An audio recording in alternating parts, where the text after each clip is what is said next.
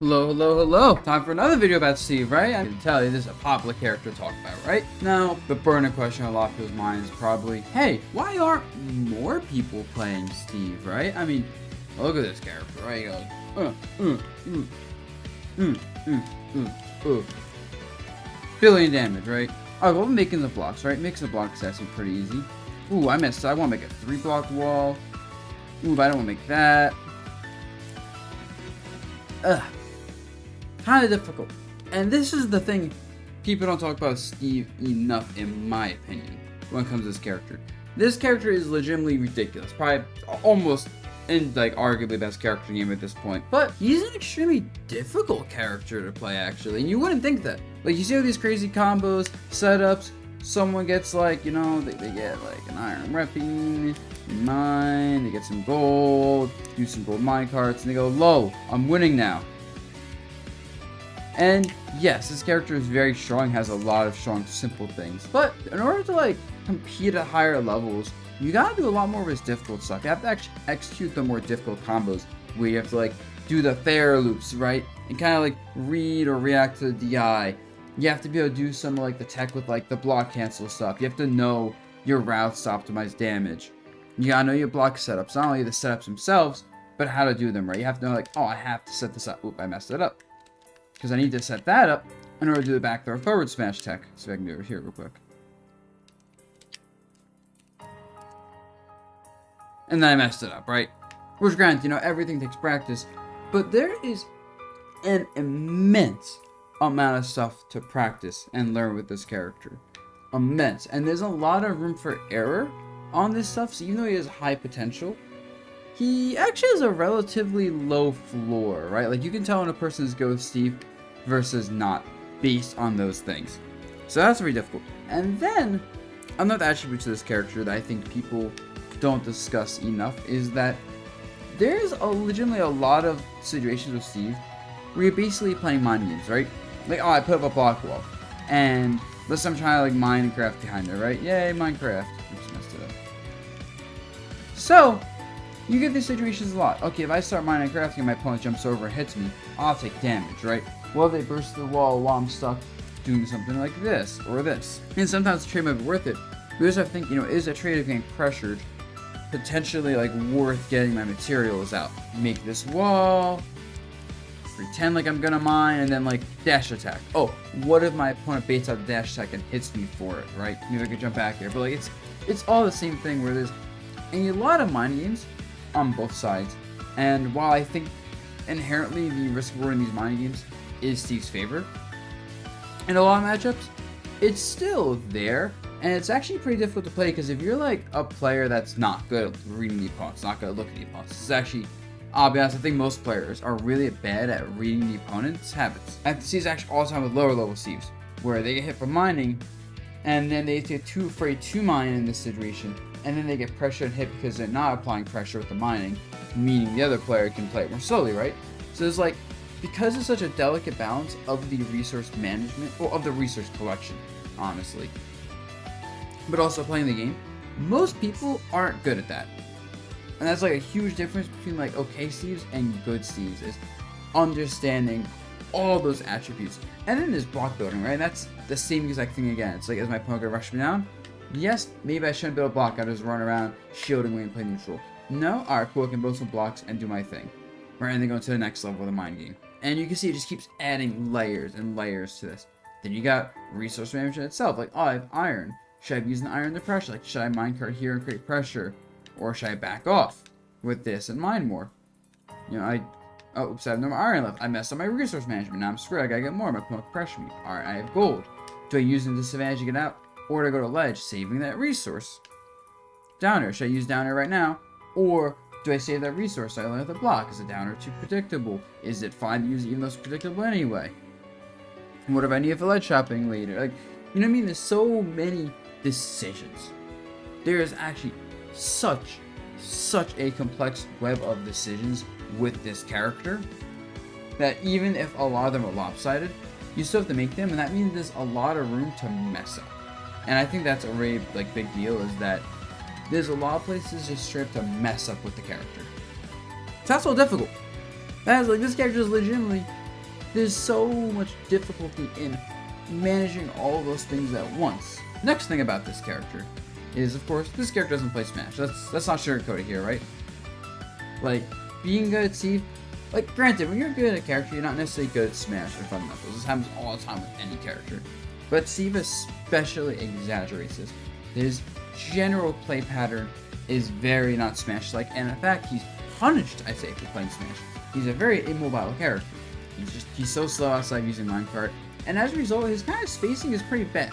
Like, if you're just trying to play Steve with, like, you know, spacing back airs and forward airs, you're gonna lose to most characters, period, and most players, right? Because he struggles with projectile pressure, he's slow, his hitboxes aren't big enough, he gets outranged by a lot of sorties, he gets overwhelmed by fast characters if he doesn't, like, play it really well. His outro game is pretty poor, not the worst, but it's pretty poor.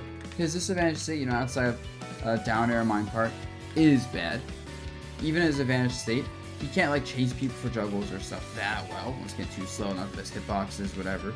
And really, like, in terms of, like, his ability to just play a normal game of moving around, spacing hitboxes, mix-ups, like, you know, maneuvering at disadvantage, positioning yourself for good advantage, he doesn't get to do that, actually. He has to play his own game. So that's just unappealing for so many people. One is you have to learn a new skill set completely when picking this character up, so a lot of fundamentals, while they don't apply well. But two, most people aren't trying to play that when they're playing Smash. Most people play Smash because they want to, like, run around and, like, space these hitboxes or projectiles, get in the opponent's face, whatever it is. So that is a huge barrier for a lot of people even wanting to play this character, in my opinion. This is a character that requires a huge time investment to play. I actually do not think you can play Steve as, like, a dual main particularly well, unless you are very good with your previous main, to a point where you can basically not practice them, to be honest, and still play them well while picking up Steve. Just because I think Steve is that much of a time investment at higher levels. I'm not talking about, you know, beating people on Elite Smash or, like, you know, going 1 and 2 at a local. I'm talking about, like, making PR, like, you know, doing well at nationals, whatever it is, right? So I think that's why he's not super common. I think that's why, especially more like previously mid-level players picked him up, because they didn't have much to lose like that. Like, oh, they have time to play the game, so they can grind this, and they're not too worried about the results falling. Maybe, like, you know, and maybe their stream does worse, or videos do worse because the results are falling, because they're not particularly high up there anyway.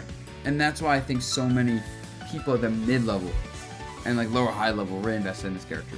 And finally, and I don't think this is a big deal, but it's worth mentioning, I feel like there's a bit of a stigma against Big and Steve, right? He's broken, everyone knows it, and he's also really unfun to fight against. Granted, I personally think he's also pretty unfun to... Actually, I talk with two separate things. But yeah, he's very unfun to fight against, right? Like, if you're just hanging out with your friends and you pulled Steve, you're gonna probably people go, Steve. Or, like, I get it, you try to practice Steve, but he's not fun. Like, you know what I mean? Like, no one's gonna be like, oh, you get to fight Steve, whoa, great time, blah, blah, blah. They could be like, I gotta deal with this. He's gonna grab me, and then I'm gonna die, and it's not cute. Yeah. You know, let's play another game, dude. Or, you know, I'm done with matches after 3 games. Or someone might go, like, another character that's better at fighting Steve, because so many characters are bad at fighting Steve. Right? And the point is, like, it makes it harder, I'd say, to, like, for both people to enjoy the game. Like, at least when I like to play games, I like to play games with people and also seeing them enjoying the game. In friendlies, of course. In bracket, if my opponent hates playing the game, is getting frustrated, let's go. Yeah, I want to piss them off in bracket. But in friendlies, no. I'm trying to practice. I'm trying to have them play their best so I can get my best practice, just so it's a good vibe. Granted, I get tilted all the time when practicing, which I know I should fix. But anyway, so it just creates an unhealthy environment. And now playing as Steve itself, I will say, outside the whole fact he doesn't play Smash, he's also one of these characters that when you're playing as Steve and things are going well, you're getting crazy combos, you're killing people at, like, absurd percents because they'll diamond forward smash, back or whatever. Great time. But when you run into situations where it's like you're getting pressured, you ran out of resources, you can't figure out how to play the neutral because you don't know, like, the exact set you should go for the blocks or the combos, whatever it is, and you're just like, oh shoot, I'm at disadvantage getting pressured. Oh, I have nothing to work with, no iron, I can't do fun things, my diamond broke.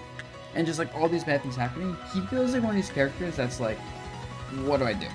Like, when things are going bad for this character, it feels hopeless. And pretty much every Steve player I talk to like agrees with this. That's like, it's one of those just most demoralizing things when you're playing Steve and you can't like get anything going.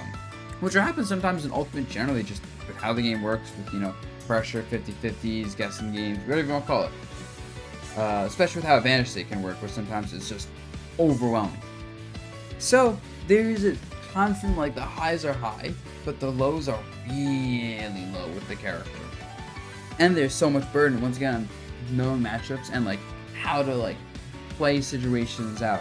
And, you know, maybe one matchup I have to build a certain block wall, or I will just lose the matchup because that block wall is, like, the only answer to, like, a Roy jumping at me, or a Belmont player throwing his projectiles and his whip at me.